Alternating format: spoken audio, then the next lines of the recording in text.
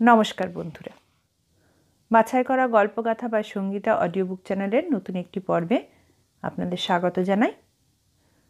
আজ আপনাদের শোনাব বিখ্যাত লেখক বুদ্ধদেব গুহর ঋজুদা সমগ্র থেকে নেওয়া ঋজুদার একটি অভিযানের কাহিনী, ছোটি ডোংরির চিতা। ঋজুদার কাহিনীগুলি সকলেরই সমান ভালো লাগার। লেখকের নিজের ভাষায় বলা যায়, কোনো ঋজুদা কাহিনীর পটভূমি কল্পিত নয়।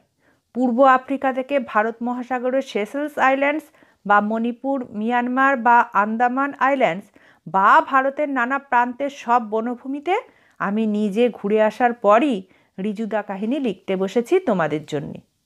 তাই এগুলি শুধুমাত্র গোয়েন্দা বা শিকার কাহিনী নয়, এগুলি পড়লে বাড়ি শুদ্ধ সকলের নতুন নতুন নানা জায়গাতে বেরিয়ে আসার সুযোগ হবে এই সব লেখার মাধ্যমে। নিজে সশরীরে গেছি প্রতিটি জায়গাতেই, ওই সব জায়গা, মানুষজন এবং আরও নানা বিষয়ে ফিরে এসে অনেক পড়াশোনাও যে করতে হয়েছে তা তোমরা বই পড়লেই বুঝতে পারবে। তাহলে আর দেরি না করে ঢুকে পড়া যাক মূল গল্পে।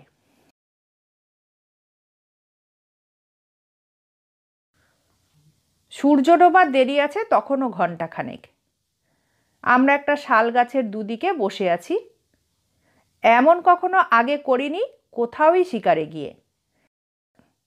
একই গাছে উত্তরমুখ মাচাতে বসেছি আমি, আর দক্ষিণ দিকের মাচাতে বসেছে ঋজুদা। ডোঙ্গাজারি পাহাড়টা দেখা যাচ্ছে ঋজুদা যেদিকে বসেছে সেই দিক থেকে, আর ছোটি ডোংরির বন বাংলোটা দেখা যাচ্ছে আমি যেদিকে বসেছি সেদিক থেকে। ছোটি ডোংরির বাংলোটা ছোট, অবুঝমারের দিকে যেতে এইটাই সম্ভবত শেষ বাংলো ছত্তিশগড় বন বিভাগের। এখন ছত্তিশগড়ের, আগে ছিল মধ্যপ্রদেশের। সেই অবুঝমার যেখানে বাইসন হর্ন মারিয়াদের বাস। এখনো অবুঝমারে মেয়েরা গায়ে জামা পরে না, আদিমতা আছে এখনো। তবে অবুঝমারে যেতে অনেক বাধা নিষেধ আছে। বস্তারের ডিএমের স্পেশাল পারমিশন লাগে। এদের বাইসন হর্ন মারিয়া বলে এই জন্য যে এরা নাচবার সময়ে এদের মাথাতে বাইসনের শিং লাগিয়ে নাচে। এদের নাচ এবং রংচঙে পোশাক দেখবার মতো। অনেকে আবার রন পাতে চড়েও নাচে। আসলে একটি পরিত্যক্ত ঘটুলে গত সন্ধেবেলা নাচ দেখতে গিয়েই আমাদের আজকে রাইফেল বাগিয়ে সারা রাত মাচায় কাটাতে হবে। সারা রাত থাকার আমার একটুও ইচ্ছে নেই, তবে কর্তার ইচ্ছায় কর্ম। ঋজুদা যা বলবে তাই করতে হবে। কাল নাচটা অবশ্য আমরা খুব এনজয় করেছি। চারধারে কাঠের অসমান তক্তার বেড়া দিয়ে ঘেরা খটুলের সামনে যে ফাঁকা জায়গা থাকে সেই জায়গার ঠিক মধ্যিখানে একটি কাঠ পোতা, সেই কাঠের মাথাটাতে একটি সমান চারকোনা কাঠ লাগানো। তারই ওপরে কেরোসিনের হ্যাজাক রেখে ছেলেমেয়েরা নাচছিল গান গাইতে গাইতে। ওরা এক রকমের লাঠি তৈরি করে, সেই লাঠি হাতে করেই নাচে। সেই লাঠি শূন্যে নাড়ালে তা থেকে বাঁশির মতো শব্দ বেরোয়, ভারী মজার। ঘটুল কাকে বলে তা এখন বলার সময় নেই আমার। ছোটি ডোংরি বাংলোর দিকে আমার চোখ। তিতির, ভটকায় আর নারায়ণপুরের ডিএফও শর্মা সাহেব বাংলোর সামনের ফাঁকা জায়গাটাতে চেয়ারে বসে জমিয়ে চা খাচ্ছে। চায়ের সঙ্গে টাও খাচ্ছে। দু তিনজন লোক ট্রেতে বসিয়ে প্লেট নিয়ে আসছে বাবুর্চিখানা থেকে। দিনের আলো যতক্ষণ আছে ততক্ষণ কোনো ভয় নেই কারুরই। রাত নামার আগেই ওরা বাংলোর মধ্যে ঢুকে যাবে। তবে তিতির ও ভটকায়ের কাছে একটি শর্টগান ও একটি রাইফেল আছে। শর্মা সাহেবের আটদালির কাছে 215 রাইফেল আছে। চিতাটা বাংলোতে গিয়ে হামলা করার মতো বোকা হবে না অনুমান করা যায়। আমরা গত রাতে নারায়ণপুর আর ছোটি ডোংরির মাঝে সেই পরিত্যক্ত ঘটুলে নাচ দেখার জন্যই এসেছিলাম নারায়ণপুর থেকে। রেঞ্জার গঞ্জালভেস মানা করেছিলেন, কিন্তু ডিএফও শর্মা সাহেব শোনেননি। মানুষটি একটু পাগলাটে আছেন। তার উপরে যখন মদ টদ খান তখন তার পাগলামো আরও বেড়ে যায়। এইসব জঙ্গলে সালফি নামের এক রকমের পানীয় হয়, স্থানীয় মানুষেরা প্রায়ই খায় এবং খেয়ে মারামারি করে মরে। আমাদের যেমন তাল বা খেজুরের রস, ওদেরও সালফি তেমনি। ওড়িশার জঙ্গলে রিজুদার সঙ্গে গিয়েই দেখেছি বড়লোকদের বাড়ির বাগানে যেমন পাম গাছ হয়, জঙ্গলে সেই রকম পাম গাছ হয়। তাতে হাঁড়ি বেঁধে জঙ্গলের মানুষেরা রস জমায়। ওড়িশাতে ওই গাছগুলোকে বলে শলভ গাছ, আর সেই রসকে বলে শলভরস্য। সেই রসকেই এখানে এই ছত্তিশগড়ের বস্তারে বলে সালফি। শর্মা সাহেবের স্ত্রী উষা দেবী নুন আর গোলমরিচ মিক্সিতে গুঁড়ো করে সালফির জাগে মিশিয়ে দিয়েছিলেন। ব্যাপারটা কি এবং সমস্ত রকম অভিজ্ঞতায় করতে হয়, রিজুদার এই ফরম্যান মেনে আমরা সকলেই এক গ্লাস করে খেয়েছিলাম। খেতে দারুণ লেগেছিল। ভটকাই বলেছিল, জমে গেছে, আরেক গ্লাস খাবো। রিজুদা বলেছিল, একদম নয়। তিতির বলেছিল, রবীন্দ্রনাথ কি বলেছিলেন জানো না? ভটকাই বলেছিল, কি? আমি আর রিজুদা একটু অবাক হয়ে গিয়েছিলাম সালফির মধ্যে হঠাৎ রবীন্দ্রনাথ এসে পড়াতে। তিতির বলেছিল, ভালো জিনিস কম বলিয়াই ভালো, বুঝেছ? আর খায় না। রিজুদা অবশ্য গ্লাস চারেক খেয়েছিল, শর্মা সাহেবের গ্লাস গুড়িনি। উনি বলছিলেন, কিডনির পক্ষে এ জিনিস খুবই ভালো, ওষুধের কাজ করে। যে প্রায় সালফি খায় তার কখনো কিডনির গন্ডগোল হয় না। কিডনি ঠিক রাখতে তো আর ওড়িশা আর ছত্তিশগড়ের জঙ্গলে প্রায়ই আসা সম্ভব নয়, ভাবছিলাম আমি। শর্মা মেম সাহেব একটুও খাননি। স্বামীর পাশে সব সময় থাকেন ছায়ার মতো, আর পাগলাটে স্বামীকে সামলান। এরকম ভালো মহিলা বেশি দেখা যায় না। রিজুদা তিতিরকে বলেছিল, দেখে রাখ, রোল মডেল। তিতির বলেছিল, আমি এরকম কথা না শোনা মানুষকে কোনোদিন বিয়েই করব না। ভটকাই বলল, তাহলে তিতির দিদি মনের মধ্যে বিয়ের চিন্তা কি জাগছে নাকি মাঝে মাঝে?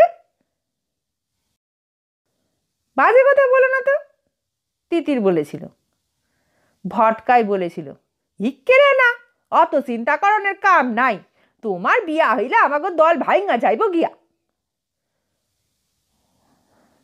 আমি বলেছিলাম, কেন, দলের জনসংখ্যা বাড়লে তো ভালোই।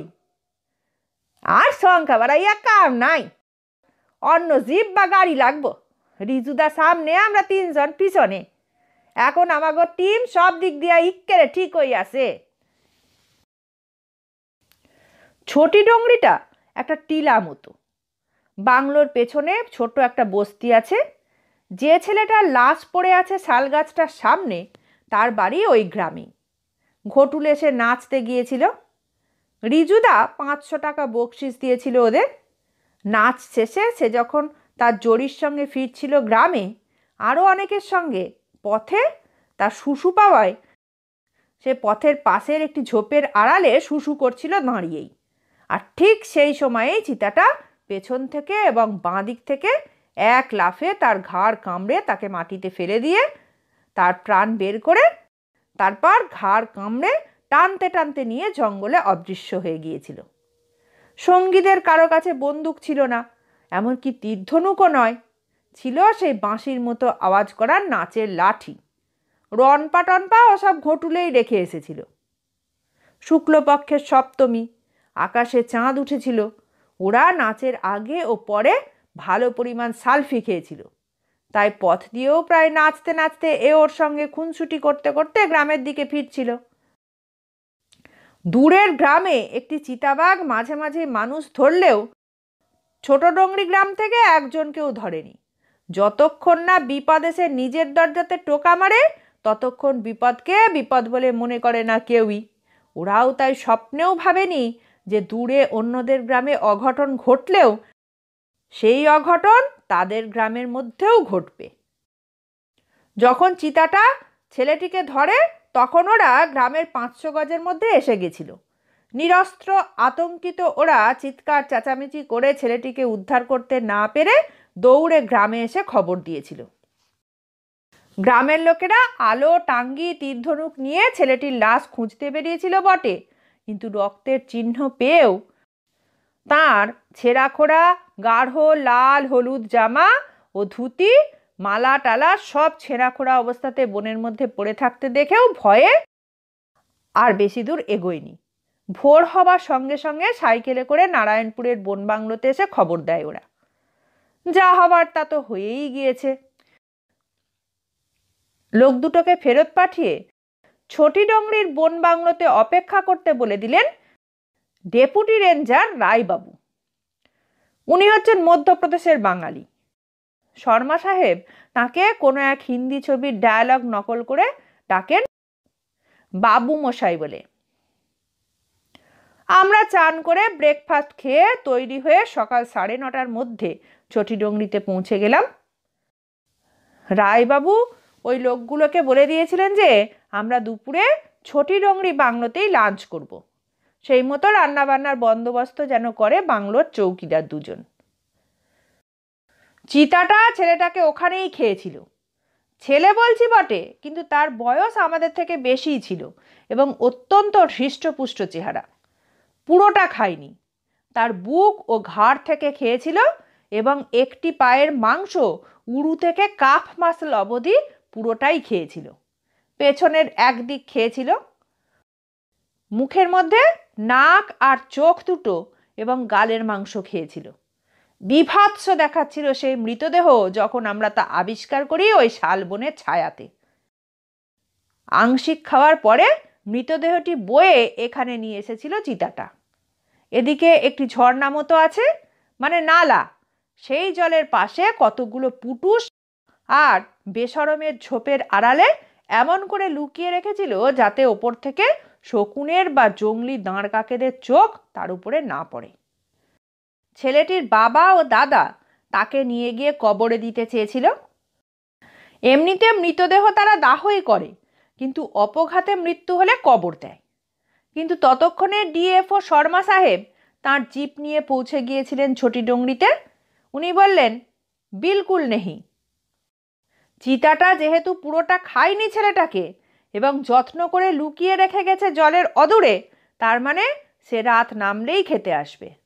চিতাটাকে মারতে না পারলে তারপরে সেই জঙ্গলে ত্রাসের সঞ্চার করবে।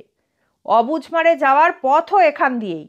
লোক মারতে মারতে সে অবুঝমারেও পৌঁছে যেতে পারে। আমরা তো আর এখানে শিকার করতে আসিনি, এসেছি বস্তারের বিভিন্ন জায়গা ঘুরে দেখতে। আসবার সময় সব জায়গা ছুঁয়ে ছুঁয়ে এসেছি, ফেরবার সময়ে থেমে থেমে দেখতে দেখতে জানতে জানতে যাব। জগদলপুরের চিত্রকূট জলপ্রপাত, কেশকাল, দন্তেশ্বরীর মন্দির, সুন্দরী ইরাবতী নদী, আরও কত কি দেখার আছে ভালো করে। এখানে তো আর আমরা মৌরসি পাট্টা গেড়ে বসে থাকতে পারবো না, অন্য শিকারীর বন্দোবস্ত করতে হবে শর্মা সাহেবকে। নেহাত স্বভাব দোষে যেখানেই যাই সেখানেই হাতিয়ার সঙ্গে থাকে আমাদের, তাই এই বিপত্তি। অবশ্য রিজুদার যশ ও বিপদের অন্য একটা কারণ, তবে খারাপও লাগছিল। কাল রাতের অত আলো, অত রং, অত উচ্ছ্বাস, অত গান, অত আনন্দ, তারপর সেই দলেরই একটি ছেলের অমন করুণ পরিণতির কথা ভাবা পর্যন্ত যায় না। এতক্ষণ ছোটিডোংরি গ্রামের থেকে দিন শেষের নানা আওয়াজ ভেসে আসছিল। ছাগলের ডাক, শিশুর কান্না, কুয়োতলার জল তোলা এবং জল ফেলার নানা রকম জলজ আওয়াজ। এখন সেই সব আওয়াজ মরে গেছে। কাল ছেলেটিকে ধরেছে চিতাটা, এই জন্যেই বোধহয় আজ এত বিষণ্ণতা ও ভয় সমস্ত গ্রামের জীবনযাত্রার সঙ্গে মাখামাখি হয়ে রয়েছে। পরে হয়তো ক্রমে ক্রমে শুয়ে যাবে। এ গ্রামে নাকি গত 60 বছরের মধ্যে কোনো মানুষ খেকো বাঘ বা চিতার আগমন ঘটেনি। সেই কারণেই অঘটনের অভিঘাতটা ভীষণ রকমই বিঁধেছে গ্রামবাসীদের বুকে। তারা যেন ব্যাপারটাকে এখনো ঠিক মেনে নিতে পারছে না। আলো সরে যাওয়ার আগে সব বনই কাকলি মুখর হয়ে ওঠে। পাখিদের মধ্যে কথা বলার ঝোঁক যেন বেড়ে যায়। অনেকক্ষণটা কথা বলতে পারবে না, তাই সব বলি বলি করা কথাই তারা তখন বলে ফেলে। অন্ধকার হয়ে গেলে দিনের পাখিরা সবাই চুপ। তখন রাত পাখিরা জাগে একে একে। পেঁচা আর পেঁচানি ঝগড়া করে উড়ে উড়ে। ভুতুরে চোখ নিয়ে নাইটচার পাখিরা স্থবির বুড়োর মতো পথের মধ্যে অথবা টাঁড়ে জঙ্গলে বসে থাকে। পথের ওপরে গাড়ি এলেও তারা নির্বিকার। গাড়ি যখন তাদের প্রায় চাপা দিয়ে দেবে, ঠিক সেই মুহূর্তে যেন গাড়ির বনেট ফুঁড়ে উপরে ওঠে বাদামি ছাই রঙা ডানা দুটি চক্রাকারে ঘুরিয়ে। রেড বা ইয়ালো ওয়াটেলড ল্যাপউইং জঙ্গলের সীমানাতে মাঠে প্রান্তরে কোনো কিছু নড়াচড়া দেখলেই TTT TTT TT TT TT বা ডিড ইউ ডু ইট এর মাধ্যমে তাদের নিরন্তর জিজ্ঞাসা বুকে করে লম্বা লম্বা পা দুটি ঝুলিয়ে ও দুলিয়ে ধীরে ধীরে উঠতে থাকে সেই জায়গার উপরে। বড় অস্বস্তি লাগে। কি দেখে সে বা তারা ডাকছে তা দেখা যায় না, কিন্তু কিছু যে দেখেছে সে বিষয়ে সন্দেহ থাকে না কোনো। তাতে উদ্বেগ আরো বেড়ে যায়। সূর্য ডোবার সঙ্গে সঙ্গে নিথর নিস্তব্ধতা নেমে এলো। পশ্চিম আকাশে সন্ধ্যা তারাটা উঠল নীলচে সবুজ স্নিগ্ধতার সংজ্ঞা হয়ে। আর চাঁদও উঠল পূবাকাশে পশ্চিম আকাশে সূর্যকে বিদায় জানানোর পরে। এটা মার্চ মাস। সন্ধ্যের পরে ঠান্ডা লাগে। চাঁদটা যত উপরে উঠছে তত উজ্জ্বল হচ্ছে বনভূমি, তত স্পষ্ট হচ্ছে আলো অন্ধকারের বিভাজন। আমরা দুজনে দুমুখ করে বসেছি, এই জন্যে যে চিতাটা মরির কাছে আসার আগেই তাকে আমরা যাতে দেখতে পাই। সে উত্তর বা দক্ষিণ যেদিক দিয়েই আসুক। পূব দিক দিয়ে সে আসবে না, কারণ গ্রামটা পূব দিকে। সে তো আর গ্রামে গা ঢাকা দিয়ে থাকেনি দুপুরে। পশ্চিম দিক দিয়ে এলে তাকে অনেকখানি কাঁটা বন আর ঘন পুটুসের জঙ্গল পেরিয়ে আসতে হবে। নিঃশব্দে আসা ও পথে তার পক্ষে সম্ভব নয়। আর মরিতে সব জানোয়ারই নিঃসন্দেহ হয়ে আসতে চায়। বন যেখানে গভীর এবং জনমানবহীন, সেখানে বাঘ বা চিতা বিকেল বিকেলও এসে যায় অনেক সময়। কিন্তু এই জায়গাটা গ্রামের কাছেই। যতক্ষণ আলো ছিল গ্রামে নানা রকম আওয়াজ এবং মানুষ ও গরু ছাগলের আওয়াজ ছিল। সব শান্ত হলেও চিতা মরিতে আসতে চারদিক খুব ভালো করে পর্যবেক্ষণ করে। মাচা বানাবার সময়ে শাল গাছের যেসব ডাল কাটা হয়েছিল সেই ডালের টুকরো টাকরা এবং ছেঁড়া পাতা সব কুড়িয়ে নিয়ে জিপে তুলে চলে গিয়েছিল ভটকাই ও তিতির ছোটিডঙ্গলি বাংলোর ক্যাম্প ফায়ার করার জন্য। আসল কারণ চিতার যেন কোনো রকম সন্দেহ না হয় আমাদের উপস্থিতি সে যেন কোনো ক্রমেই টের না পায়। থাবার দাগ বা পাগ মার্কস দেখে আমরা বুঝেছিলাম যে চিতাটা বেশ বড়, কিন্তু পেছনের একটি পায়ের দাগ তেমন স্পষ্ট করে পড়েনি। তাতে মনে হয় ওই পাটা একটু কমজোরি। হয়তো কোনো চোট আছে ওই পায়ে, এবং ওই চোটের কারণেই সে হয়তো তার স্বাভাবিক খাদ্য হরিণ শুয়োর ইত্যাদি ধরতে অপারগ হয়েই মানুষের কল্যাণে লেগেছে। রাত ভালো করে নামার ঘণ্টা দেড়েক পরে একটি কোটরা হরিণ হিস্টিরিয়া রোগীর মতো ডাকতে ডাকতে দৌড়ে এলো জঙ্গলের ভিতর থেকে। তারপর আমার সামনে দিয়ে দৌড়ে ছোটিডঙ্গরি বাংলোর দিকে চলে গেল। সেদিকে জঙ্গল ফাঁকা হয়ে গেছে। তার কাণ্ড দেখে অবাক হলাম। তারপরই জঙ্গলের মধ্যে থেকে টিটিটি টিটিটি করে ডাকতে ডাকতে ল্যাপউইংটা জঙ্গলের বাইরের দিকে আসতে লাগলো। উত্তেজনাতে আমার হাতের তেড়ো চুলকে উঠল। দু উড়ুর উপরে শোয়ানো রিজুদার 30-06 ম্যানলিকার সোনার রাইফেলটার স্মল অফ দি বাট ডান দিকে মুষ্টিবদ্ধ করে ট্রিগার গার্ডে আঙুল ছুঁয়ে বসে রইলাম আমি। ঠিক সেই সময় জঙ্গল থেকে একটা হুতুম প্যাঁচা বেজায় দুর্গুম দুর্গুম দুর্গুম করে প্রায় কামান দাগার মতো করে ডেকে উঠল পিলে চমকে দিয়ে। যারা জঙ্গলে আগে এ ডাক শোনেনি তারা শুনে মূর্ছাও যেতে পারে। আমি যেমন গেছিলাম আন্দামানের ডেভিলস আইল্যান্ডে প্রথমবার এর ডাক শুনে। তারপরেই বনের মধ্যে থেকে অস্পষ্ট খসখস আওয়াজ করে কোনো জানোয়ার এগিয়ে আসতে থাকলো। বাঘ বা চিতার পায়ের তলাতে এত মোটা প্যাড থাকে যে তাদের চড়াতে শব্দ হয় না কোনো। তাছাড়া তারা শিকারী জানোয়ার বলে পা ফেলেও সাবধানে, যাতে কোনো শব্দ না হয়। নৈশব্দই তাদের বর্ম। কিন্তু ঝোপঝাড়ের মধ্যে দিয়ে আসার সময় তাদের গায়ের সঙ্গে ঝোপঝাড়ের ঘষা লাগায় মৃদু এক রকমের খসখস শব্দ হয়। তৃণভোজী জানোয়াররা জঙ্গলে চলাফেরা করলে খচমচ আওয়াজ হয়। তারা শব্দ নিয়ে মাথা ঘামায় না। তাছাড়া তাদের পায়ের তলাতে শক্ত খুর থাকে, যা পাথুরে জমিতে শব্দ তোলে। যে জানোয়ার আসছে সে মাংসাশী। একটু পরেই একটি ছোট মাপের বাঘ জঙ্গল থেকে বেরিয়ে এসে একটি পাথরের উপরে উঠে চারদিক দেখল। তার নজরে ছেলেটির সবটি পড়েনি, কারণ তা তার বাঁ দিকে একটু পেছনে ছিল। পড়লে সে বড়জোর অবাক হতো, কিন্তু পরের মারা শিকার বাঘ ছোঁয় না, সবকে ছুতো না। বাঘ চারদিকে দেখে একটু এগিয়ে গিয়ে বড় রাস্তার দিকে চলে গেল। মনে হলো সে পথ পেরিয়ে ওদিকের জঙ্গলে ঢুকবে শিকারের খোঁজে। ওই পাথরটি থেকে নামবার আগে বহু দূরে ছোটি ডোংরির বাংলোর দিকে দেখলো একবার। বাংলোর সামনে আগুন জ্বলছিল।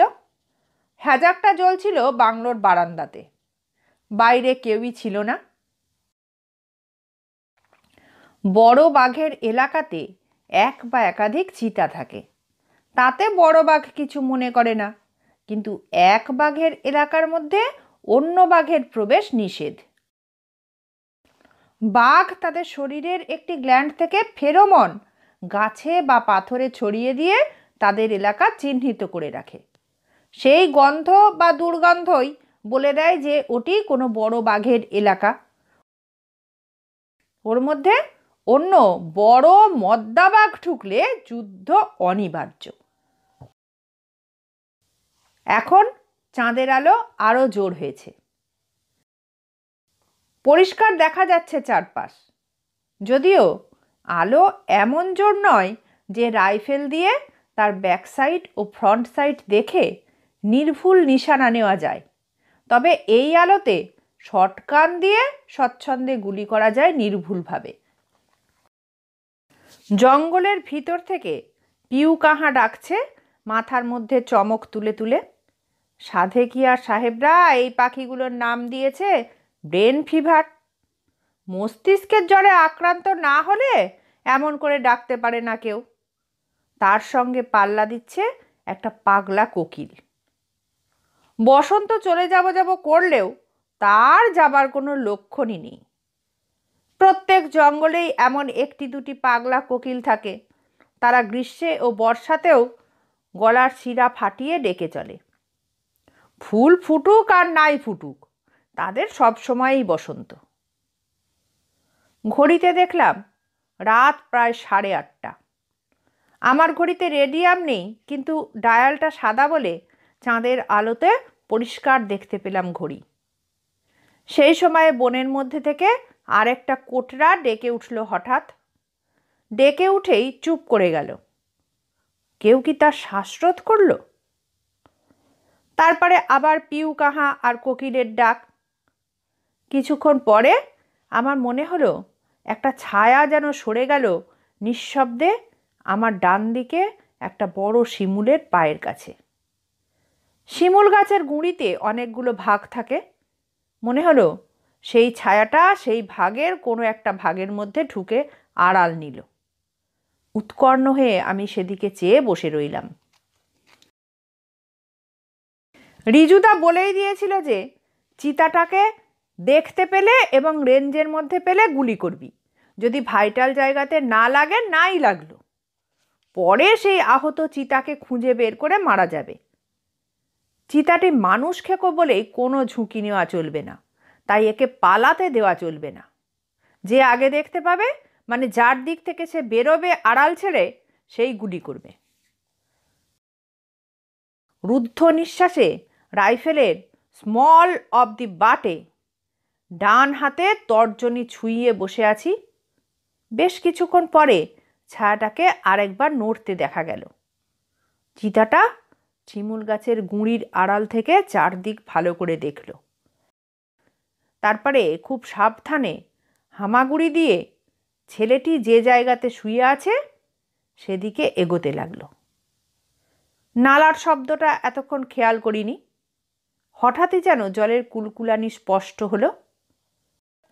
এতক্ষণ জলের শব্দ কেন যে পাইনি কে জানে। আমাদের ভারতীয় চিতা বা লেপার্ড বা প্যান্থার যেভাবে হামাগুড়ি দেয় তাকে বলে লেপার্ড ক্রলিং। এনসিসিতে আমাদের রাইফেল হাতে এরকম হামাগুড়ি দিয়ে এগিয়ে যেতে শেখানো হয়েছিল, লেপার্ড ক্রলিং করে, তাই জানি। যতক্ষণ না তাকে জুত মতো পাচ্ছি ততক্ষণ হড়বড়িয়ে গুলি করে লাভ নেই। হঠাৎই দেখলাম ছায়াটি দ্রুত এগিয়ে যাচ্ছে শবটির দিকে। সে যে পথে যাচ্ছে তাতে সামান্য পরেই যে কতগুলো পুটুস আর বেসরম ঝোপের পিছনে আড়াল পড়ে যাবে। তারপর তাকে দেখা যাবে যখন সে ছেলেটিকে খেতে শুরু করবে। কিন্তু সে জায়গাটা ছায়াচ্ছন্ন বলে তাকে তখন ভালো করে কেন প্রায় দেখাই যাবে না। এখনও দেখা যাচ্ছে না। যা দেখা যাচ্ছে তা নেহাতি একটি ছায়া মাত্র। মুহূর্তের মধ্যে আমি সিদ্ধান্ত নিয়ে গুলি করলাম। সে আমার দিকে পেছনে ফিরেছিল কোনাকুনি। ঠিকমতো গুলি করতে পারলে তার কাঁধ এবং হার্টকে বিদ্ধ করা যেত, কিন্তু গুলিটা বোধহয় ভালো জায়গাতে লাগলো না। কোথায় যে লাগলো তা বোঝা সম্ভব ছিল না আমার পক্ষে।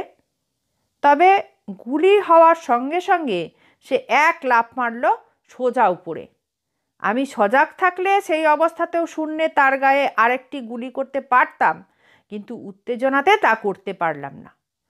লেপার্ডটি মাটিতে পড়েই আরেক লাফে জঙ্গলের মধ্যে অদৃশ্য হয়ে গেল। আমি হাত কামড়াতে লাগলাম। আমার জায়গাতে রিজুদা থাকলে লেপার্ডের চলে যাবার কোনো সম্ভাবনাই ছিল না। একে রিজুদার মাথা কুলফির মতো ঠান্ডা, তারপরে হাত আমার চেয়ে অনেকই ভালো, অভিজ্ঞতাও অনেক বেশি। রিজুদা প্রথমগুলি যদি বেজায়গাতে লাগাতো, লেপার্ড যখন লাফিয়ে উঠল এবং যখন মাটিতে পড়ল তখন তাকে দ্বিতীয় গুলি করে ওখানেই থিতু করে দিত। কিন্তু এখন আর হাত কামড়ে লাভ নেই কোনো, যা হবার তা হয়ে গেছে। চিতাটা অদৃশ্য হয়ে যাবার মিনিট 15 পরে রিজুদা বলল, ঝামেলা বাঁধালি। আগামীকাল ওই চিতাকে খুঁজে বের করে মারতে খুবই ঝামেলা হবে। তবে মারতে তো হবেই। বিটিং করে বের করতে গেলেও একাধিক বিটারকে সে মেরে দিতে পারে। আহত চিতা বলে কথা। তোকে আমাকেও মারতে পারে। চাঁদের আলো আছে বলেই মাচা থেকে নামবার কথা ভাবছি। অন্ধকার রাত হলে সারা রাত মাচাতেই বসে থাকতে হতো। সে দূরে চলে গেছে এমন তো কোনো কথা নেই। সে কাছেই তোর দিকে চেয়ে পড়ে আছে হয়তো মাটি কামড়ে। তারপর বলল, এক কাজ কর, তুই এখন নামিস না। আমি আগে নেমে তোর মাচার নিচে গিয়ে তোকে কভার করে দাঁড়ালে তুই নামিস। তারপর বড় রাস্তা ধরে আমরা ছোটি ডোংরি বাংলোতে ফিরে যাব। আমি বললাম, এক্ষুনি একটা হেস্তনেস্ত করে গেলে হতো না? তুই একটা উন্মাদ, এতদিনে এই শিখলি? আহত চিতার পেছনে রাতের বেলা কেউ যায় আত্মহত্যা করতে? তাও পূর্ণিমার রাত হলে কথা ছিল। তবে পূর্ণিমার রাতও আহত চিতার জন্য নির্বিঘ্ন নয়, তার উপর আবার মানুষ খেকো। আমরা বাংলো থেকে আসার আগে বলে এসেছিলাম যে গুলির শব্দ শুনলেও আমাদের খোঁজে জিপ নিয়ে যেন শর্মা সাহেবরা না আসেন। তিতির ও ভটকাইকেও রিজুদা বারবার করে বারণ করেছিল। বলেছিল, আমরা এলে নিজেরাই আসবো, তবে ফিরতে ফিরতে সকাল হয়ে যাবে। তোরা দরজা বন্ধ করে থাকবি। রাতের পর বাইরে কেউই থাকবি না। শর্মা সাহেব হয়তো সালফি খেয়ে গজল গাইতে চাইবেন বারান্দাতে বসে। চিতাটা তো আর জানে না ইনি মহামান্য ডিএফও নারায়ণপুরের। মানুষ খেকো বাঘ বা চিতা, নন রেসপেক্টার অফ পার্সনস, কাউকে রেয়াত করে না ওরা। মিসেস শর্মা থাকলে ভালো হতো, নইলে শর্মা সাহেবকে ম্যানেজ করা মুশকিল। রিজুদা আগে নেমে চিতাটা যেদিকে চলে গেছে সেদিকে তো বটেই, চারিদিকে নিজের 2 ব্যাটারির টর্চটা ফেলে ঘুরিয়ে ঘুরিয়ে দেখল। তারপর বন্দুক রেডি পজিশনে ধরে বলল, নাম এবারে। আমার 2 ব্যারেলেই এলজি পোড়া আছে।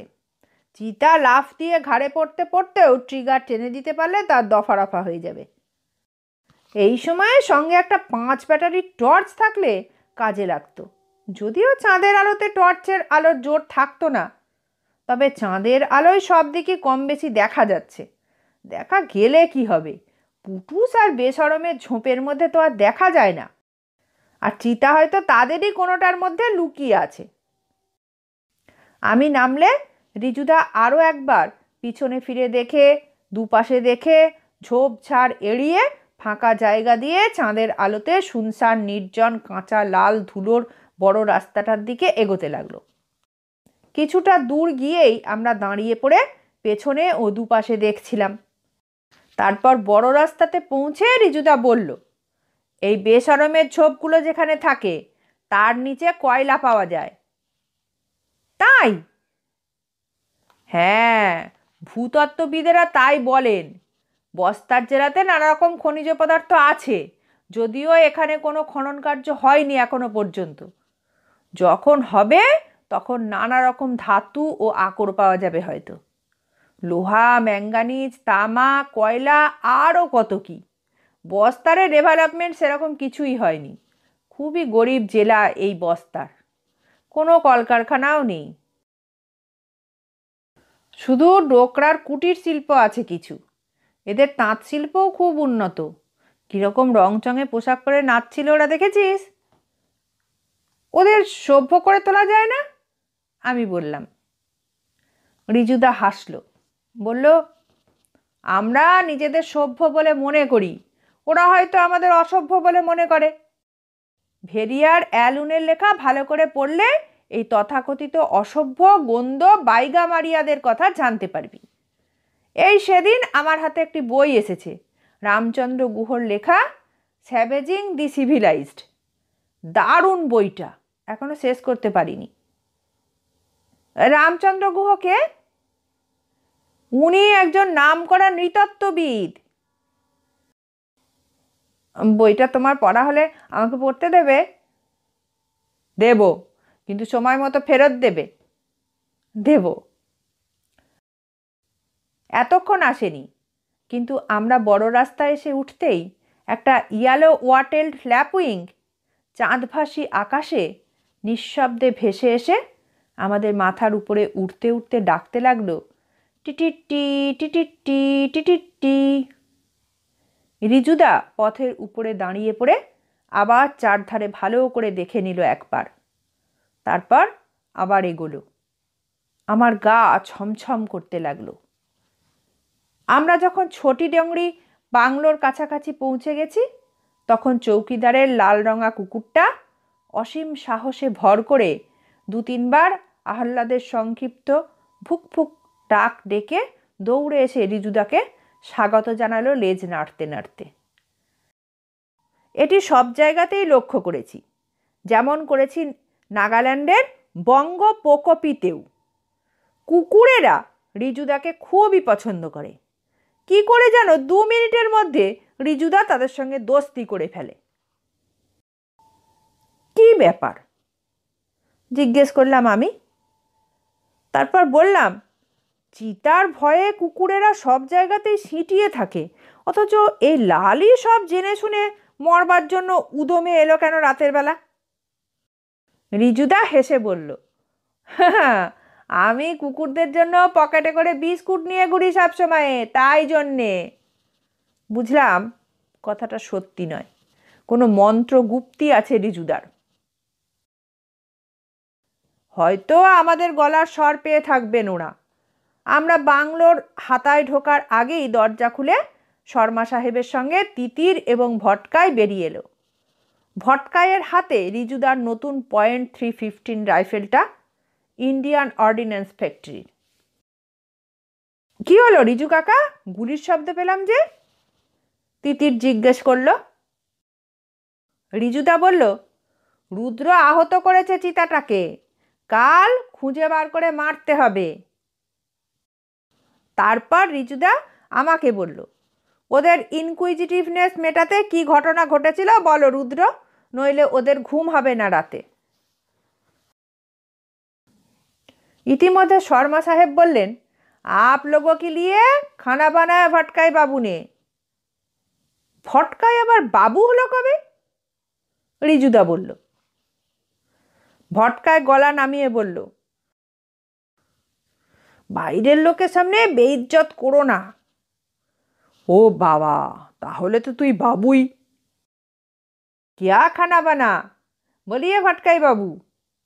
তারপর রিজুদার দিকে ফিরে শর্মা সাহেব বললেন, उन्होंने तो बाबूर्ची खाना में ही थे राइफल साथ लेकर। ভটকাই বলল, লুচি আর টক টক আলুর দম, বেগুন ভাজা আর পাঁচরাং কোম্পানির আচার। লুচি क्या होता है ভটকাই বাবু? পুরি জানতা আপ? পুরি। ভটকাই তার অনবদ্য হিন্দিতে বলল, জি হ্যাঁ, পুরি কौन नहीं जानते हैं। লুচি হচ্ছে পুরি কি ছোটি বাহিন। বলেই হাতের তেলো ছোট করে গোল করে বলল, ऐसी छोटी छोटी होता। समझा। और आलू की दम? दम नहीं दम, ভটকাই বলল। তারপর বলল, आलू से बनता। রিজুদা বলল, आलू का दम কি বেগুন দিয়ে রাঁধা হবে?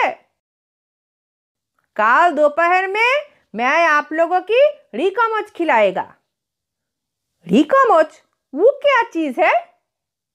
রন্ধন বিশারদ ভটকাই বলল অবাক হয়ে। রিজুদা মুচকি মুচকি হাসছিল। শব্দটা চেনা চেনা লাগছিল আমার, কিন্তু মনে পড়ছিল না জিনিসটা কি। রিজুদা আমার মুখের দিকে তাকিয়ে মনের ভাব পড়ে বলল, মধ্যপ্রদেশের ঝিঙ্গাঝিরিয়ার মানুষ খেকো যেবার মারতে গিয়েছিলাম, সেবারে শুনেছিলি? ঠিক মনে নেই। তারপরেই আমার মনে পড়ে গেল, ওখানে ধোকার ডালনাকে রিকামচ বলে। ওখানের বন বিভাগের অফিসারেরা খাইয়েছিলেন বটে। আমি বললাম, ধোকার ডালনা? তাই? ভটকাই আর তিতির সমস্বরে বলল, ওরা তো যায়নি ঝিঙ্গাঝিরিয়াতে। তারপর রাইফেলটা আনলোড করে রেখে মুখ হাত ধুতে আমি বাথরুমে গেলাম। জানালাটা খোলা ছিল, জানালাতে পর্দা ছিল না।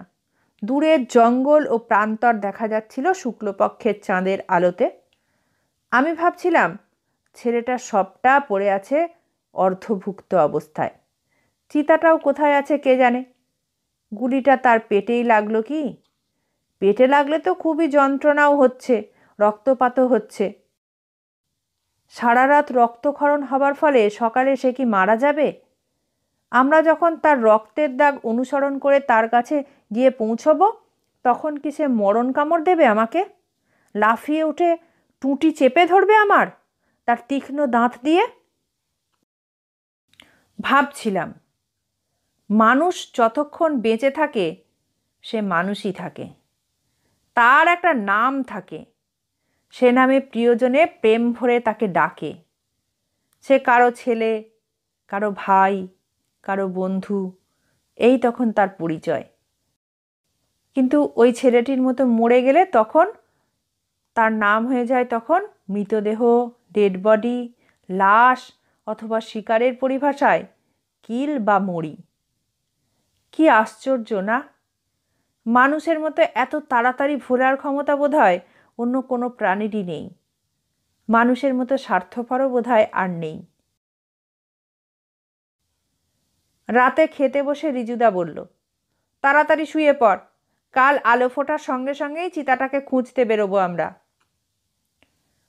শর্মা সাহেব পুরীর ছোট বোন লুচি আর আলুর দম খেয়ে রাতেই জিপ নিয়ে নারায়ণপুরে ফিরে যাবেন।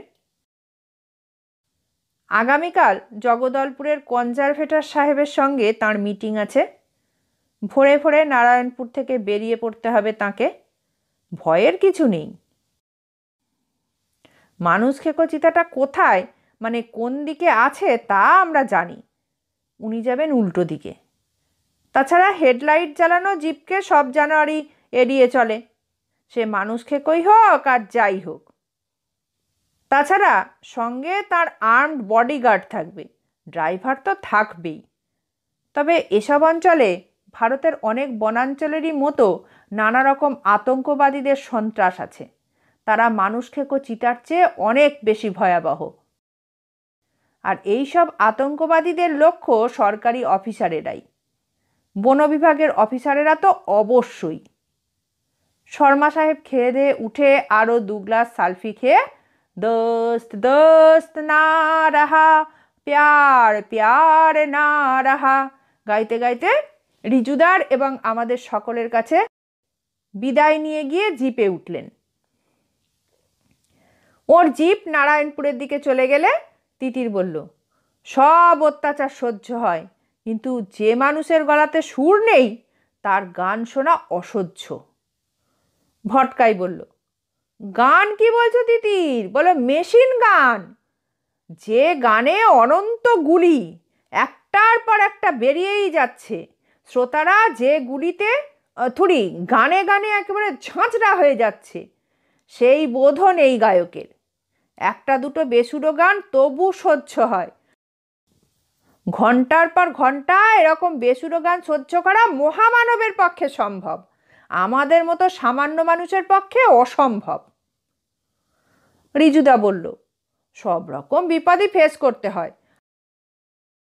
আমি তো জানতাম যে মানুষ খেকো চিতা মোকাবিলা করতে গিয়ে রুদ্র বেঁচে গেল। তোদের দুজনকে যে কি বিপদের মধ্যে ফেলে গেলাম সে আমি ভালো করেই জানতাম। চলো এবার শুয়ে পড়া যাক। রিজুদা বলল, আমি ড্রয়িং কাম ডাইনিং রুমের সোফাটিতে শুচ্ছি, খুব পছন্দ হয়েছে সোফাটা আমার। তোরা দুপাশে দুটো ঘরে শুয়ে পড়। না না, তা কি করে হয়? তুমি সোফাতে শোবে কি? আমি আর ভটকাই শুচ্ছি, তুমি ঘরে যাও। তিতির বলল, ঝামেলা করে কি হবে, আমিই বরং সোফাতে শুচ্ছি। ভটকাই আর রুদ্র এক ঘরে আর তুমি আর এক ঘরে গিয়ে শুয়ে পড়ো রিজু কাকা। রিজু কাকা বলল, যা অর্ডার করছি তাই কর। বলেছি যে দলে নেতা একজনই থাকে, নইলে সে দল জগদ্দল হয়ে যায়। আমাকে তোরা শুধু একটা কম্বল আর বালিশ দিতে বল চৌকিদারকে।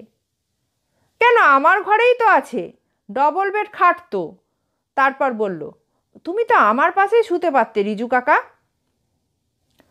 পারতাম, স্বচ্ছন্দেই পারতাম, কিন্তু তুই বড় হয়েছিস, খাটটাও ছোট, তোরই অসুবিধে হবে আর আমারও অস্বস্তি হবে।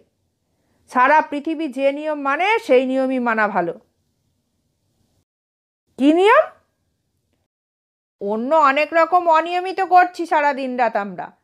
এই যেমন ভটকাই চন্দ্রর ডিনার, পুরীর ছোট বোন লুচিতে যে পরিমাণ গাওয়া ঘি দিয়েছে ভটকাই, আজ রাতেই না শর্মা সাহেবের হার্ট অ্যাটাক হয়। ভটকাই বলল, পচডাঙ্গা আচারটা কিন্তু জমে গেছিল। কিসের আচার ওটা? জানি না, বড় বাজারে পাওয়া যায়, খাদ্য অখাদ্য সব ফল বিচি আঁটি। আমার ছোট পিসের ভাষাতে যা কিছু ফেলানোর জন্য সব কিছু ওর মধ্যে দেওয়া হয়, আর তেল লঙ্কা। এরে বাবা, একেবারে ফার্স্ট ক্লাস। রিজুদা বলল, নাও শুয়ে পড়ো এবারে। দাঁড়াও, তোমার কম্বল আর বালিশটা এনে দিই। তিতির বলল, শুয়ে ঘুম আসছিল না, চিতাটা কি করছে এখন তাই ভাবছিলাম। খুবই কি কষ্ট হচ্ছে বেচারার, নাকি গুলিটা বেজায়গায় লেগেছে। গুলি কি মিস করেছি? না, তা বোধহয় নয়। গন্তব্যে না পৌঁছলে গুলির আওয়াজ অন্যরকম হতো। তাছাড়া রিজুদাও যখন বলছে যে লেগেছে, তখন অবশ্যই লেগেছে। তারপরে ভাবছিলাম, তিতির আমাদের এত বন্ধু, হরিহর আত্মা, সে বড় হয়ে গেছে বলেই কি তার সঙ্গে শোয়া যাবে না? এ কেমন নিয়ম? তবে এটাও ঠিক যে কেউই দিদি বা মা বা পিসিমা জেঠিমা ছাড়া অন্য কোনো অনাত্মীয়ার সঙ্গে একসঙ্গে শোয় না, শুতে দেখিনি কখনো। কি জানি, জঙ্গলের নিয়মকানুন তবু বুঝতে পারি, শহরের মনুষ্য সমাজের নিয়মকানুনের মানে বুঝি না কোনো। তিতিরের সঙ্গে শুলে সারা রাত পুটুর পুটুর করে কত গল্প করতে পারতাম আমরা। একদিন আমার মামাতো বোন মুমুর সঙ্গে শুতে চেয়েছিলাম কুইজ নিয়ে আলোচনা করে রাত কাবার করব বলে। মা চোখ পাকিয়ে বলেছিলেন, না। কেন না মা? তর্ক করো না বড়দের মুখে মুখে, না বলছি না। আমাদের দেশে বড়রা বেশি বেশি বড়, বিদেশে বিশেষ করে পশ্চিমী দেশে মা বাবা ছাড়া আর সব বড়দের সবাই নাম ধরে ডাকে, ডিক, হ্যারি, ন্যান্সি, জোয়ান, জুনিপার। আর ছোটদের সকলেই বড়র মতো ইম্পর্টেন্স দেয়। ছোট বলেই যে এলেবেলে ফালতু এমন মনে করে না তারা। তারা বিদ্যা বুদ্ধিতে বয়সে ছোটদের থেকে যত বড়ই হোক না কেন। বৈশাখের এই ভোরের হাওয়া নিয়ে রবীন্দ্রনাথের গান আছে না একটা, প্রতি বছর বৈশাখ এলেই সেই গানের কথা মনে পড়ে যায়, যদিও বৈশাখ আসেনি এখনো। বৈশাখের এই ভোরের হাওয়া আসে মৃদু মন্দ, আনে আমার মনের কোণে সেই চরণের ছন্দ। স্বপ্ন শেষের বাতায়নে হঠাৎ আসা ক্ষণে ক্ষণে আধো ঘুমের প্রান্ত ছোঁয়া বকুলমালার গন্ধ। আমরা বারান্দাতে বসে চা খাচ্ছি। রিজুদা পাইপটা ধরিয়ে তিতিরকে বলল, আরেক কাপ চা ঢালতো তিতির, দারুণ ভালো চা তো। বস্তারের এই পাণ্ডব বর্জিত জায়গাতে এরকম দার্জিলিং লোপচু চায়ের কথা ভাবা পর্যন্ত যায় না। তিতির বলল, শর্মা সাহেবের স্ত্রী উষা দেবী দিল্লির মেয়ে, মিরান্ডা হাউসে পড়াশোনা করা খুব শৌখিন মহিলা। আমি মিশেই বুঝেছি এসব ওরই জন্য। রিজুদা কাল রাতেই চৌকিদারকে বলে দিয়েছিল যে তাদের মধ্যে একজন সকালের আলো ফুটতেই ছোটিডোংরি গ্রামে গিয়ে খবর দিয়ে আসবে যে চিতাটার চোট হয়েছে এবং ওই শালবনেই পুটুস বা বেসরম ঝোপের মধ্যে কোনো ছায়াচ্ছন্ন জায়গায় সে রাত কাটিয়েছে নিশ্চয়ই। সকালে প্রাতকৃত্য করতে টরতে যারা যাবে তারা সকলেই ওই দিকটা যেন এড়িয়ে চলে। এও বলতে বলেছে যে যদি হাঁকোয়া করা মনস্থ করেন সাহেবরা, তবে তোমাদের জনাকুড়ি মানুষকে অন্তত হাঁকোয়াতে সামিল হতে হবে। হাঁকোয়া করা হবে কিনা এবং হলে কখন তা করা হবে তা তোমরা জেনে যাবে। গাঁও বুড়া যেন বাংলোতে সকাল সকালই এসে দেখা করে যায়। চৌকিদারেরা যে খবর দিয়েছিল তাতে কোনো সন্দেহ নেই, কারণ আমাদের চা খাওয়া শেষ হবার আগেই গাঁও বুড়া এবং তার সঙ্গে ছেলেটির বাবা ও দাদা এসে হাজির। রিজুদা তাদের বলল, আজকে তোমরা দেহ পাবে, খুব সম্ভব চিতা, কাল আর খাইনি কিছুই সেই মরি থেকে। তবে তোমরা ওখানে এখনই যেও না। ওরা উদ্গ্রীব হয়ে জিজ্ঞেস করলো, গুলির শব্দ শুনেছিল রাতে, তার কি হলো? কি হলো তা তারা চৌকিদারের কাছ থেকে আগেই নিশ্চয়ই জেনেছিল। কিছুই যে হয়নি, মানে মানুষকে মারা যে পড়েনি সে খবর তারা পেয়ে গেছে। বাঘ যে আহত হয়েছে সে খবরও এখন যাকে বলে ফ্রম দি হর্সেস মাউথ শুনতে চায় আর কি। রিজুদা আমাকে দেখিয়ে বলল, ई बाबू ने ही कल रात में गोली किया था, गोली लगा भी है मगर चीता मरा नहीं, आज उसकी इंतेकाल होगा। इंतेकाल शब्दটা উর্দু, ওরা ঠিক বুঝলো বলে মনে হলো না। রিজুদা খোলসা করে বলল, आज उसको खत्म करेगा हम लोगों ने। आप खुद जाएगा तो साहब, आप जाने से वो दुश्मन जरूर पीटा जाएगा। রিজুদা আমাদের ইমেজ बिल्डिंग এর জন্য ওদের কাছে বড় মুখ করে বলল, ये सब लोग और मेम साहेब भी बहुत अच्छा शिकारी है, उन लोग मुझको मदद देते हैं। বলল বটে, তবে গ্রামের লোকেদের আমাদের দেখে বিশেষ ভক্তি জাগলো বলে মনে হলো না। তারপর রিজুদা আমাদের দিকে ফিরে পাইপ থেকে একগাল ধোঁয়া ছেড়ে বলল, আমি ভাবলাম অন আ সেকেন্ড থট যে বিটিং করানোর ঝুঁকি নেওয়াটা ঠিক হবে না। বিটারদের মধ্যে একাধিক মানুষ জখম হবার এমনকি মারা যাবারও আশঙ্কা আছে।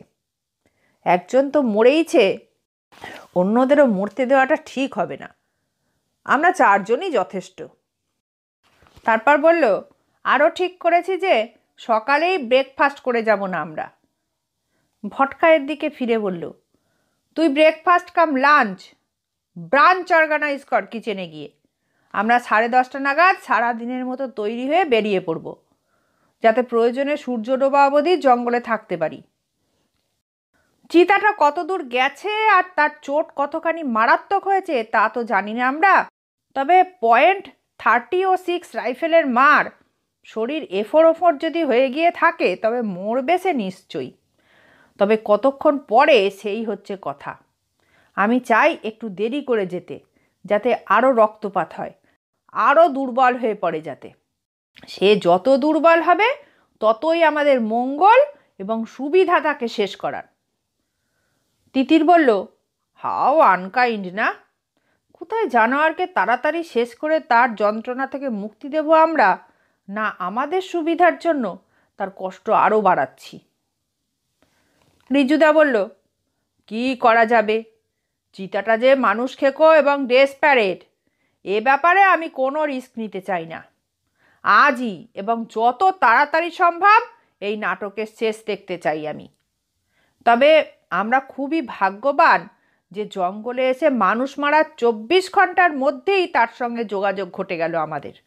মানুষ খেকো চিতা মারতে কত সময় দিনের পর দিন, মাসের পর মাস, এমনকি বছরের পর বছরও লেগে যায়। মানুষ খেকো বাঘ মারার চেয়ে চিতা মারা অনেক কঠিন, কারণ চিতারা গ্রামের আশেপাশে থাকায় মানুষের আদব কায়দার সঙ্গে অনেক বেশি পরিচিত থাকে। তাই তারা মানুষ ধরা আরম্ভ করলে প্রচণ্ড ধূর্ত হয়ে ওঠে। মানুষ খেকো বাঘ অধিকাংশ ক্ষেত্রে শিকার ধরে দিনের বেলাতে, আর মানুষ খেকো চিতা রাতের বেলাতেই ধরে। তাই ওই নিশাচর মানুষ খেকো মারা অনেক হ্যাপা। জিম করবেটের man eating leopard of Rudraprayag কে না পড়েছে? তিতির বলল।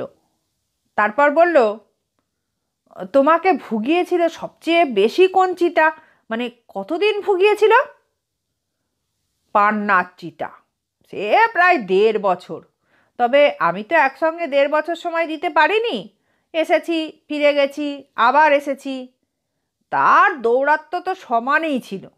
সে মানুষ খেকো ঘোষিত হবার 1.5 বছর পর আমি তাকে মারার চেষ্টা আরম্ভ করি, আর আরম্ভ করবার 1.5 বছর পরে তাকে মারতে পারি। তার মানে 3 বছর সে বহু গ্রামের মানুষদের সিঁটিয়েছিল। সেই গল্প বলবে একদিন আমাদের? আমি বললাম। রিজুদা হেসে বলল, সে গল্প তো আর একদিনে বলা যাবে না, দিনে 2 ঘন্টা করে বললেও 7 দিন লাগবে কম করে। তিতির বলল, রিজুদার কাছে শুনে পান্নার লেপার্ডির গল্পটা লিখে ফেলো রুদ্র, একটি আলাদা বই হয়ে যাবে, ম্যান ইটিং লেপার্ড অফ রুদ্রপ্রয়াগের মতো। রিজুদা সিটিং দিলে তো অতগুলো? রিজুদা হেসে ফেলে বলল, আর দেখা যাবে। তবে যা ভাটকাই, তুই কিচেনে চলে যা, যার যেখানে জায়গা। এবার থেকে তোর নাম বদলে করে দেবো ননা।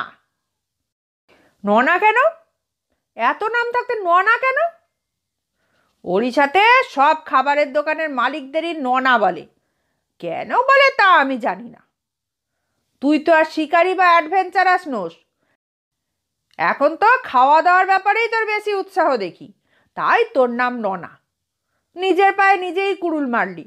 তবে ননা নামটা পছন্দ না হলে তোকে কিচেন ম্যানেজার, এমনকি কোয়ার্টার মাস্টার বলেও ডাকতে পারি, তোর যেমন খুশি। ভটকাই উঠে পড়ে বলল, হায় কপাল, যাদের জন্য চুরি করি তারাই বলে চোর। তারপর আমাদের দিকে ফিরে বলল, তোরা কি বলিস? আমরাও ঘাড় নাড়লাম। কাঁটার উপর নুনের ছিটে পড়ল। ব্রেকফাস্ট কাম লাঞ্চ বা ব্রাঞ্চ খাবার পরে আমরা জিপে উঠে বসলাম। আমাদের জন্য আলাদা জিপ ছিলই। শর্মা সাহেব তার নিজের জিপ নিয়েই গেছিলেন নারায়ণপুরে ফিরে। জিপটা বড় রাস্তা ধরে যতদূর যেতে পারে গিয়ে আমাদের নামিয়ে দিল। রিজুদা ড্রাইভারকে বলল, কোনো বড় গাছের ছায়াতে জিপটা লাগিয়ে তুমি জিপেই থেকো, গুলি খাওয়া চিতা তারা খেয়ে যে এদিকে আসবে না তার ঠিক কি? তাই জিপ থেকে নেমে বাইরে থাকার দরকার নেই। রিজুদার হাতে রিজুদার WW গ্রিনারের .12 বোরের 32 ইঞ্চি ব্যারেলের দোনলা বন্দুক, ডাবল ইজেক্টর, ডাবল লক, চমৎকার মারে বন্দুকটা। ব্যারেল 32 ইঞ্চি হওয়াতে রেঞ্জও অনেক বেশি। ডাবল ব্যারেল বন্দুক 26 বা 24 ইঞ্চিরও হয়, সেসব যেমন দেখবার মতো, 32 ইঞ্চি বন্দুকও দেখবার মতো। আমার হাতে রিজুদার .30 ও 6 সিঙ্গল ব্যারেল রাইফেল, অস্ট্রিয়া থেকে জেঠুমনি ইম্পোর্ট করিয়েছিলেন। তিতিরের হাতে রিজুদার ইংলিশ .275 সিঙ্গল ব্যারেল রাইফেল, আর ভটকায়ের হাতে রিজুদার নতুন কেনা ইন্ডিয়ান অর্ডিন্যান্স কোম্পানির .315 রাইফেল। এতগুলো অস্ত্র নিয়ে তো আর একসঙ্গে চিতাকে মারা হবে না। যে প্রথমে দেখতে পাবে সেই গুলি করবে, এমনই নির্দেশ দিল রিজুদা। তবে বারবার সাবধান করে দিল সবাইকেই খুবই সাবধানে এগোবার জন্য। আমি আর রিজুদা রক্তের দাগ অনুসরণ করে পাশাপাশি যাব 4-5 হাত তফাতে। ওরা আসবে আমাদের 15-20 হাত পেছনে পেছনে, কিন্তু দুজনে থাকবে অন্যের 30 হাত তফাতে। মানে একজন থাকবে আমাদের বাঁ দিকে, একজন ডান দিকে। গুলি প্রথমে করব আমি অথবা রিজুদাই। যদি আমাদের গুলিতে চিতা না পড়ে এবং আমাদের টোপকে পেছনে চলে যায়, তবে ওরা গুলি করবে। কাল রাতে যেখানে আমি গুলি করেছিলাম সেখানে পৌঁছে দেখলাম একটি শিশু গাছের গুঁড়িতে চিতার একতলা মাংস লোম শুদ্ধ আটকে আছে। রিজুদা বলল, কিমা বানিয়ে দিয়েছিস দেখছি, তোর গুলি চিতার শরীর এফোর ওফোর করে দিয়েছে হয়তো, আবার হয়তো চামড়া ছুঁয়েও চলে যেতে পারে। চামড়া ছুঁয়ে চলে গেলে কপালে দুর্ভোগ আছে, তবে মনে হয় এফোর ওফোরই করে গেছে, নইলে চিতাটা লাফাতো না অতখানি। আমরা সেখানে দাঁড়িয়ে থাকতে থাকতেই চৌকিদারেরা ছোটি ডোংরি গাঁয়ের লোকেদের নিয়ে ছেলেটির শব নিতে এলো। রিজুদার দিকে তাকাতে রিজুদা বলল, হায়না বা শেয়ালে খেয়ে থাকবে, ও চিতা ফিরে আসেনি যে সে বিষয়ে আমি নিশ্চিন্ত। সেই ভিড়ের মধ্যে ছেলেটির বাবা ও দাদাও ছিল। তারা নতুন কাপড়ে মুড়িয়ে সব উঠিয়ে নিল। সবে তখন দুর্গন্ধ হয়ে গেছে। পরশু রাতে মেরেছে চিতাটা ছেলেটিকে, দুর্গন্ধ হবারই কথা, ফুলেও গেছে সব। তিতির অডিকোলন মাখানো রুমালে নাক চেপে অন্যদিকে মুখ ঘুরিয়ে রইল। উলঙ্গ বিভৎস ছেলেটির দিকে তার চাইতে হয়তো লজ্জাও করছিল, শত হলেও সে মেয়ে তো। একটু এগোতেই রক্তের দাগ পাওয়া গেল, তবে সামান্য। তারও পরে রক্তের দাগ আর একটু স্পষ্ট হলো। ঘাসে, আশেপাশে ঝোপঝাড়ের পাতাতে লেগে আছে রক্তের ছিটে দাগ। ডান দিকে একটা টিলার মতো ছিল, দাগটা সেদিকেই গেছে। রিজুদা আমার দিকে তাকিয়ে সেদিকেই এগোতে বলল। আমি ভাবছিলাম, গুলি খেয়ে চিতা যদি এই টিলাতে চড়তে পারে তাহলে তার চোট এমন কিছু মারাত্মক হয়নি মনে হয়, তার মানে সে ঝামেলা করবে। তীক্ষ্ণ দৃষ্টিতে সামনে ও দুপাশে দেখতে দেখতে আমরা খুব আস্তে আস্তে হাঁটি হাঁটি পা পা করে সামনে এগোচ্ছি। বনের মধ্যে তখন কোকিল ডেকে চলেছে, তবে মার্চের ভোরের হাওয়া এখন আর ঠান্ডা নেই, একটু একটু গরম হয়েছে সে হাওয়া। হাওয়াতে ফিসফিসানি তুলে কিছু শুকনো পাতা ঝটঝট শব্দ তুলে গড়িয়ে যাচ্ছে রুখু পাথর শুকনো জমির উপরে। হাওয়াতে এখনো মহুয়ার গন্ধ আছে। সালফি গাছ তো পাম গাছের মতো, তাতে ফুল ফোটে কিনা জানি না, ফুটলেও গন্ধ হয় কিনা জানি না। বাতাসে আরও নানা ফুলের গন্ধ, পাতার গন্ধও আছে। দিনে রাতে সবসময়ই বনের গায়ের একটা আলাদা গন্ধ থাকেই। ঘন্টায় ঘন্টায় সে নতুন নতুন সুগন্ধি মাখে। কথাবার্তা বলা মানা, প্রতিটি পা হিসেব করে ফেলছি, যাতে পায়ের নিচে শুকনো পাতা না গুঁড়িয়ে যায়, যাতে কোনো রকম শব্দ না হয়। ভাবছিলাম কাছাকাছি কোথাও জল থাকলে চিতাটাকে তার কাছে পিঠে পাওয়া যাবে। আহত হলে সকলেরই পিপাসা জাগে। জিপ থেকে নেমেছি প্রায় ৪৫ মিনিট। ছোট টিলা বা এখানকার ভাষাতে ডোংরির প্রায় মাথাতে উঠে এসেছি আমরা অনেকটা আন্দাজেই। রক্তের দাগ যে সবসময় পাচ্ছি এমন নয়, কিছুটা দূর দূর পাচ্ছি। জানোয়ারের গায়ে গুলি লাগলে তাদের চামড়া কিছুক্ষণ বাদে সেই ক্ষতকে আবার ঢেকেও দেয়। কতখানি ঢাকতে পারে তা ক্ষতর রকমের উপরে নির্ভর করে। টিলার উপরে পৌঁছে রিজুদা ও আমি চারধারে ভালো করে চেয়ে এরপরে কি করা যায় তাই ভাবছিলাম। টিলাটার নিচে দেখলাম একটি অতি ক্ষীণ ধারায় বয়ে যাওয়া নালা আছে।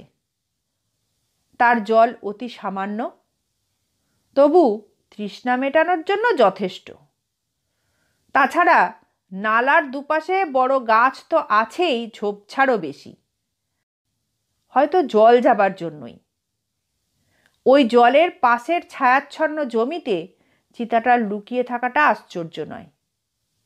রাতে অন্য কোথাও থাকলেও রোদের হাত থেকে বাঁচতে তার এখন এমনি জায়গারই দরকার। রিজুদা হাতছানি দিয়ে ভটকাই আর তিতিরকে ডাকলো। ওরা আস্তে আস্তে আমাদের কাছে উঠে এলে রিজুদা তার প্ল্যানটা বলল আমাদের। বলল, আমি আর রুদ্র যেখানে আছি এই জায়গাতে তোরা জঙ্গলে দুটি গাছের আড়ালে বসে পড়। আমি আর রুদ্র টিলা থেকে কিছুটা নেমে ঘুরে ওই নালার ওপাশে চলে যাচ্ছি। আমার ধারণা চিতাটা ওই জলের কাছেই আছে। আমার ও রুদ্র চোখে পড়লেই গুলি করব যে আগে দেখতে পাবো। সে এই টিলা ধরেই উঠে আসবে। তখন তার পথ আগলে বসে থাকা তোরা গুলি করবি। কে মারলো তা নিয়ে বাহাদুরি পরে করবি। দুজনে একসঙ্গে দেখতে পেলে একসঙ্গেই গুলি করবি এবং চিতাটাকে ওইখানেই শুয়ে দিবি। সে যেন আর ট্যান্ডাই ম্যান্ডাই করতে না পারে। তারপর আমাদের সকলকেই বলল, ক্লিয়ার? বুঝেছো তো ঠিক মতো? Any questions? আমরা সবাই মাথা নেড়ে জানালাম, না, কোনো প্রশ্ন নেই। তারপর আমি আর রিজুদা দুজনে পাহাড়টার দুপাশে নেমে যেতে শুরু করলাম সাবধানে। ওপর বেয়ে নামাটা অনেক কঠিন, বিশেষ করে নিঃশব্দে যদি নামতে হয়। আমরা ওখান থেকেই নামলাম আরও এগিয়ে না গিয়ে, যাতে চিতা জলের কাছে থাকলেও আমাদের দেখতে বা শুনতে না পারে। আমরা দুপাশ দিয়ে জলটাও পেরিয়ে গিয়ে তাকে পেছন থেকে আক্রমণ করার চেষ্টা করব। এখন জঙ্গলের মধ্যে মাঝে মাঝে ছাতারে পাখিদের ছ্যা ছ্যা আর বুলবুলির শীষ ছাড়া অন্য শব্দ বিশেষ নেই। তবে হাওয়ার শব্দ আছে। হাওয়াটা ধীরে ধীরে গরম আর জোর হচ্ছে।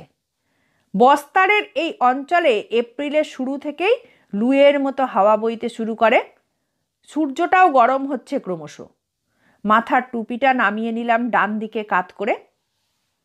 ১৫-২০ মিনিটের মধ্যে আমরা পাহাড়ের নিচে নেমে এলাম।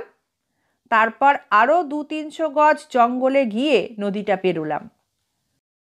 উপর থেকে নদীটাকে যেন রুগ্ন মনে হয়েছিল, তা নয়, কোথাও কোথাও বেশ ভালো জল আছে। এই নালাটার নাম কি তা কে জানে, কিন্তু এই নালাটাই চলে গেছে ছোটি ডোংরি গ্রামের দিকে এঁকে বেঁকে জঙ্গলের ভিতর দিয়ে।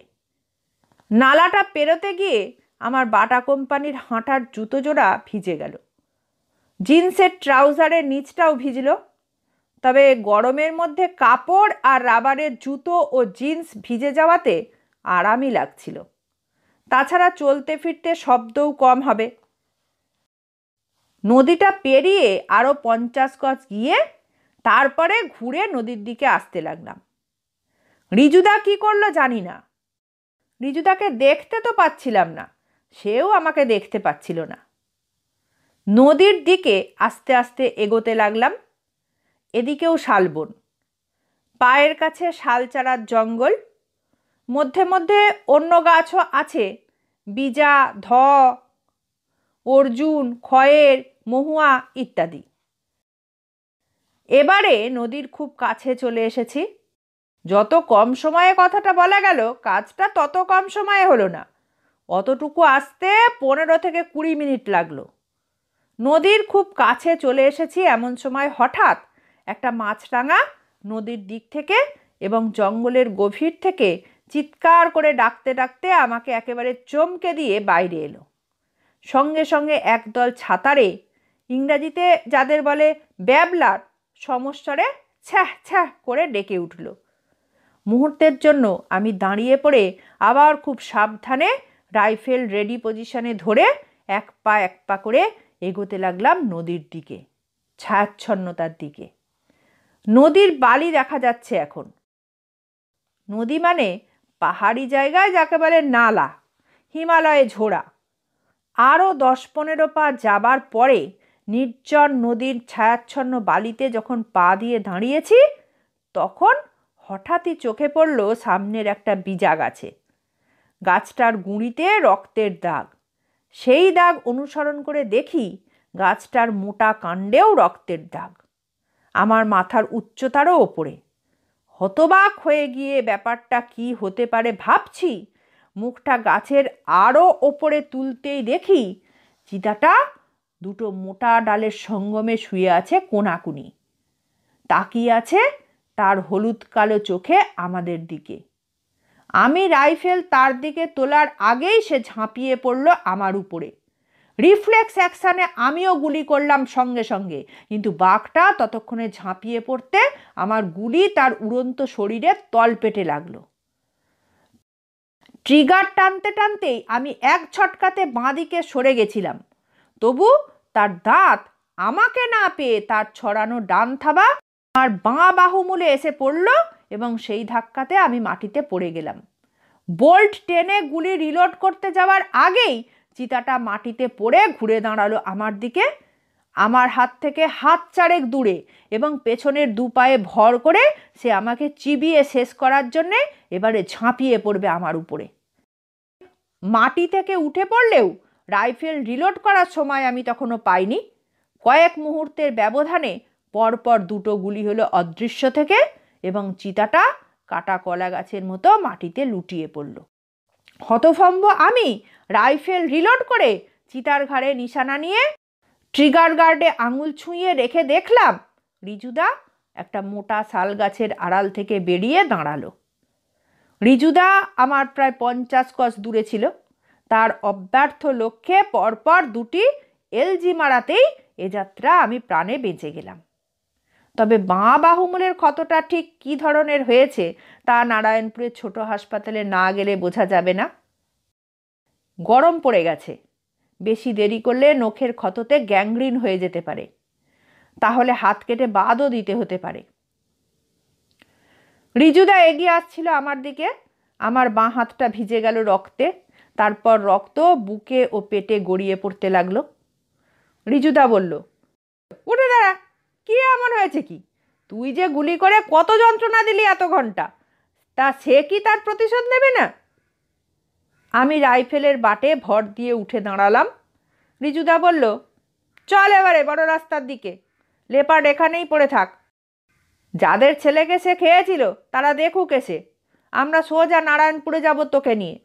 মালপত্র সব ছোটি ডোংরি বাংলোতে থাকুক এখন।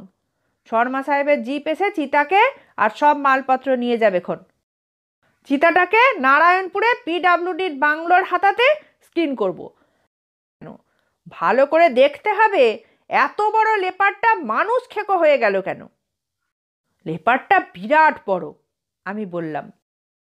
নিশ্চয়ই, প্রায় টাইগারের মতো। তাছাড়া বয়সেও যে খুব বুড়ো এমন তো মনে হয় না দেখে। ইতিমধ্যে হড়বড় খড়বড় শব্দ করে সাবধানতা হাওয়ায় উড়িয়ে দিয়ে বেহিসাবের পতাকা উড়িয়ে তিতির আর ভটকায় লাফিয়ে লাফিয়ে আমাদের দিকে দৌড়ে নেমে এলো টিলার উপর থেকে। ইস, কি রক্ত! তিতির উদ্বিগ্ন গলায় বলল। আমি দেখলাম রিজুদা ওকে চোখ মেরে বলল, কিচ্ছু হয়নি, চিতাটা একটু আদর করে দিয়েছে রুদ্রকে। আমি বুঝলাম যে পাছে আমি ঘাবড়ে যাই, তাই রিজুদার এই হারকাত। ভটকাই বলল, উড়িষ্যাবাস, কি বড় চিতাবাঘ রে, ড্যাডি অফ অল গ্র্যান্ডড্যাডিস। রিজুদা ভটকাইয়ের হাত থেকে রাইফেলটা নিয়ে নিল, বলল, তুই রুদ্র রাইফেলটা নে ওর হাত থেকে, আর ওকে একটু সাহায্য কর। যত তাড়াতাড়ি আমরা বড় রাস্তাতে পৌঁছতে পারি ততই ভালো। ভটকাই এসে আমার পাশে দাঁড়ালো, বলল, কনগ্র্যাটস। আমি বললাম, কিসের জন্য? লেপার্ড মারার জন্য। আমি কোথায় মারলাম? মারলো তো রিজুদা। এই লেপার্ড রিজুদারই। রিজুদা ঠিক সময় আমাকে না বাঁচালে এতক্ষণে মুর্দা বনে যেতাম। তিতির বলল, পাকা বুড়ির মতো, মরা বাঁচা যার হাতে তিনি মারেন, তিনি বাঁচান। তিনি চিতাটাকে মারলেন আর তোমাকে বাঁচালেন। রিজুদা বলল, তোদের এত করে শেখাই, তবু তোরা শিকারের নিয়ম কানুন এখনো শিখলি না। শিকারের নিয়ম হলো, যে প্রথম রক্তপাত ঘটাবে, বাঘই হোক কি চিতাই হোক, তা সেই শিকারীর। তা সে যদি লেজের ডগায় গুলি করে রক্তপাত ঘটায় বা শুধু একটা কানের পাতা ফুটো করে দেয়, তাহলেও এই লেপার্ড রুদ্র। আমরা টিলাটার উপরে উঠে আসতেই দেখলাম ছোটিডোংরি গ্রামের বহু মানুষ জমায়েত হয়েছে এসে বড় রাস্তাতে জিপটার পাশে। রিজুদা পকেট থেকে রুমালটা বের করে পতাকার মতো নাড়তে নাড়তে তাদের এদিকে আসতে বলল। সেই সংকেত পাওয়ার সঙ্গে সঙ্গে তারা হুড়মুড়িয়ে দৌড়ে এলো আমাদের দিকে। তাদের সঙ্গে আমাদের দেখা হলো টিলা থেকে নামার পরেই। রিজুদা তাদের ডিরেকশন দিয়ে দিল, বলল, চিতার গোঁফ টোপ সব যেন লোপাট না হয়। তোমরা বাংলোতে নিয়ে গিয়ে চিতাটাকে রাখো। গ্রামের সবাইকে বলো ওখানে এসেই দেখে যাবে। তারপর ডিএফও সাহেবের জিপ এলে তাতে তুলে দিও নারায়ণপুরে নিয়ে যাওয়ার জন্য। ওখানেই চামড়া ছাড়াবো। আমাদের জিপটা ছোটিডোংরি বাংলোর সামনে দাঁড়ালো 1 মিনিট। তিতির বলল, আমি 1 মিনিট আসছি রিজু কাকা। 1 মিনিটে কিন্তু। আমার খুবই রক্তপাত হচ্ছিল, দুর্বল লাগছিল খুব। এতক্ষণ তেমন ব্যথা বোধ করিনি, এখন ক্রমশই ব্যথাটা বাড়ছে।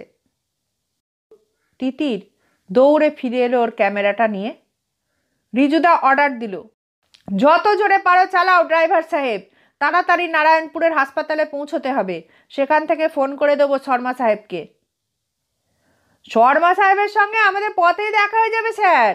ওর ড্রাইভার কাল বলেছিল যে উনি দুপুরে ভাত খেয়েই এখানে আসবেন। এতক্ষণে নিশ্চয়ই রওনা দিয়ে দিয়েছেন নারায়ণপুর থেকে। পথে দেখা হলে তো ভালোই। ভটকাই আর আমি পিছনে বসেছি।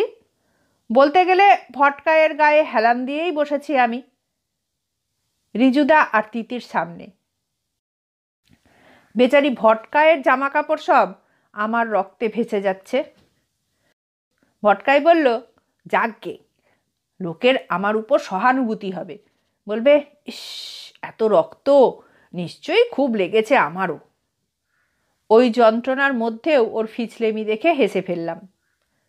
তারপর ভটকাই হঠাৎই সাহেব হয়ে গিয়ে ইংরেজিতে জিজ্ঞেস করলো আমাকে, how are you feeling mister Rudra Roy?